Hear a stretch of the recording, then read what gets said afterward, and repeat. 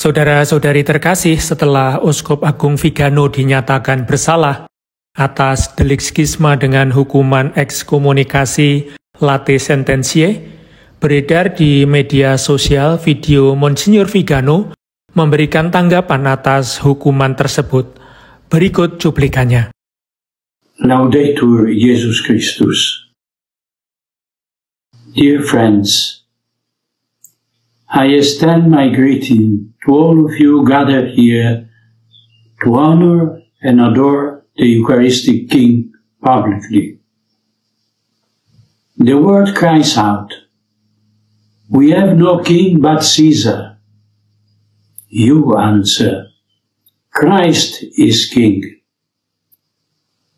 And you accompany this divine king along the streets to pay him public honors, bearing witness to your faith and your love for the Lord.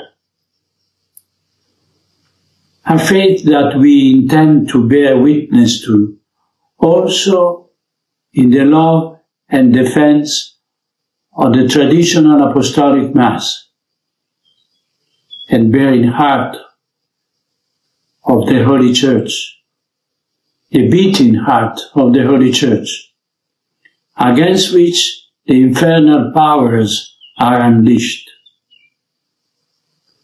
A few days ago, the Roman Synod that presents itself as the supreme tribunal of the Church declared me to be in schism and excommunicated. This authoritarian decision has once again made evident the extraneousness of the Bergoglian Church to the true Church of Christ, whose authority it usurps in order to intentionally destroy it. They are the false shepherds against whom the Lord warns us. But the laws of the Church are made for the good of souls, not so that mercenaries can abuse them to scatter the flock. This is why all the norms that prevent doing good or encourage doing evil are completely forceless and worthless, starting with the work that Bergoglio and the official hierarchy are fighting against the Tridentine Mass. I urge you not to be intimidated. The Mass is a rite sanctioned in perpetuity by the bulk of primum tempore of Pope St. Pius V, a rite no one on earth can legitimately prevent you from exercising, especially when the holy alternative is to attend a Protestantized and increasingly adulterated rite that puts your faith at risk and forces you to witness or even participate in the desecration of the Blessed Sacrament. If the bishops close their churches to you, you will set up altars in your homes, in squares, in the woods, refusing to give your offering to dioceses and parishes.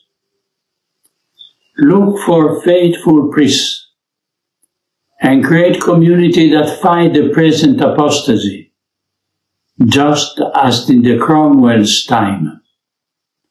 Comfort one another and support one another in the bond of charity, nourished by the Most Holy Eucharist and the Word of God.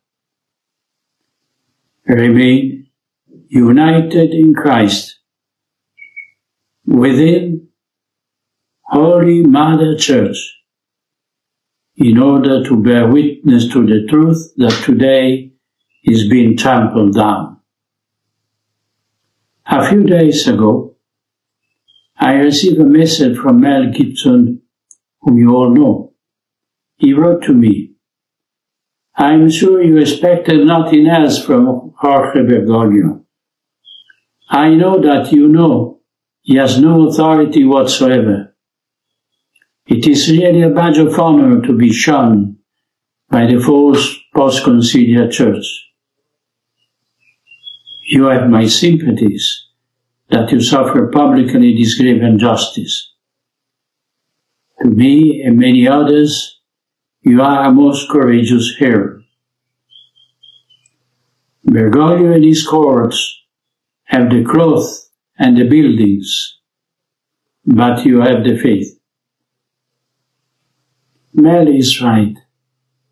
They have the vestments and the churches, but we have the faith, as in the time of Saint Athanasius.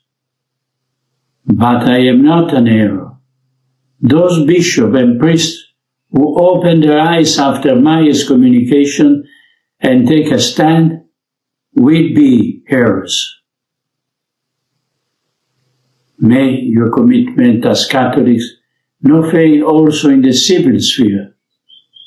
Saya potong sampai di sini saja, dan kita bisa melihat bahwa dalam video tersebut tidak ada tanda-tanda bahwa Vigano akan mempertanggungjawabkan pernyataan-pernyataannya kepada dikasteri untuk ajaran iman yang berkali-kali memanggilnya. Tetapi justru terus-menerus memberikan kritikan. Misalnya menyatakan bahwa ekskomunikasi merupakan keputusan otoriter yang menunjukkan ketidaksesuaian gereja Bergoglio dengan gereja Kristus. Menyebut Bergoglio dan para uskup lain sebagai gembala-gembala palsu. Bahkan juga terkesan memprovokasi ketika bicara tentang Misa Tridentin, seolah-olah dihalangi dan mengajak jika para uskup menutup gerejanya agar umat tidak memberikan persembahan pada keuskupan dan paroki. Dia juga mengutip dukungan Mel Gibson dan membenarkan pendapat Mel Gibson yang mengatakan mereka punya jubah dan gereja, tetapi kita punya iman. Sebenarnya bukan hanya video tanggapan Vigano ini yang beredar di media sosial, tetapi juga di blog resminya Monsignor Vigano, yakni exsurgedomine.it, yang juga memuat dekrit ekstrajudisial tersebut. Dan di situ kita bisa melihat secara detail proses, bukti, pembelaan, dan akhirnya keputusan yang dibuat oleh dikasteri untuk ajaran iman tentang Vigano. Dari video tanggapan Vigano tersebut, apa yang bisa kita cermati secara yuridis? Kalau kita melihat dekrit hukuman ekstrajudisial tersebut, di bagian akhir dituliskan, berdasarkan artikel 24 Sacramentorum Sanctitatis Tutela, Clericus, dalam hal ini Vigano, dapat mengajukan banding terhadap keputusan ini kepada dikasteri ajaran iman dalam jangka waktu 60 hari, terhitung sejak tanggal pemberitahuan keputusan ini.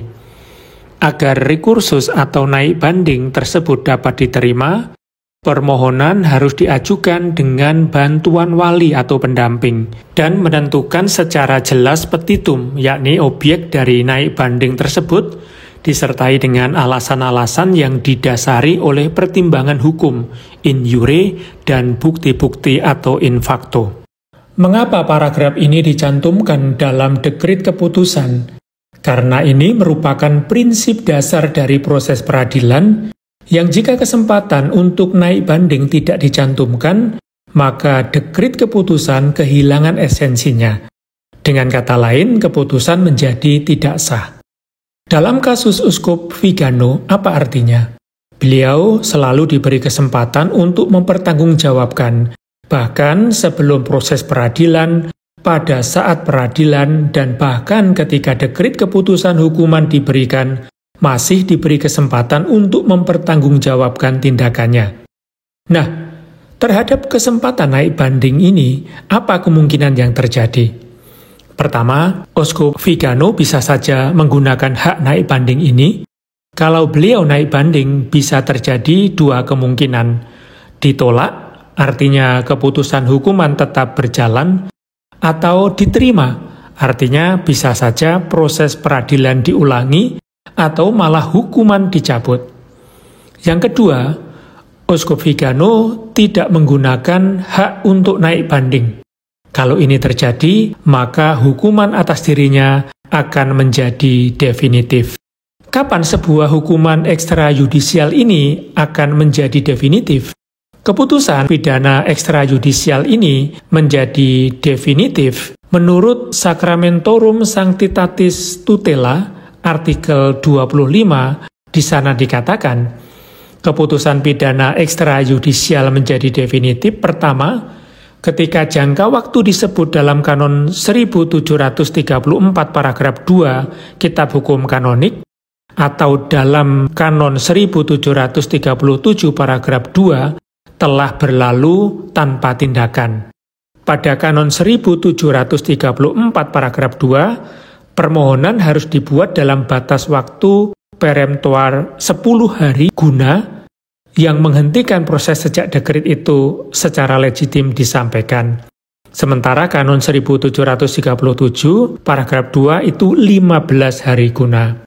Yang kedua, di mana jangka waktu yang disebutkan dalam kanon 1487 paragraf 1 dari Kitab Kanonik Gereja Timur telah berlalu tanpa tindakan.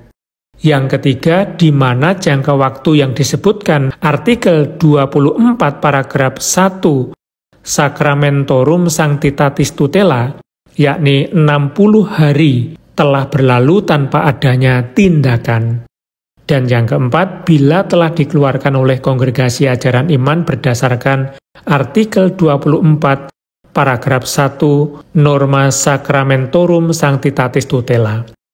Dalam kasus Uskup Vigano, keputusan hukuman ekstrajudisial ini akan menjadi definitif jika dalam waktu 60 hari setelah dekret ini diberitahukan kepadanya, beliau tidak melakukan tindakan naik banding, maka akan menjadi definitif. Jika dilihat dari video tadi, kita tidak bisa berkesimpulan apakah beliau akan naik banding sampai batas waktunya. Namun, fakta yang kita lihat adalah beliau masih terus mengkritik melalui media sosial dan terus melawan. Kita doakan semoga beliau selalu sehat dan dianugerahi keterbukaan hati untuk bisa berdialog dengan dikasteri ajaran iman. Sampai di sini dulu, semoga berguna. Terima kasih.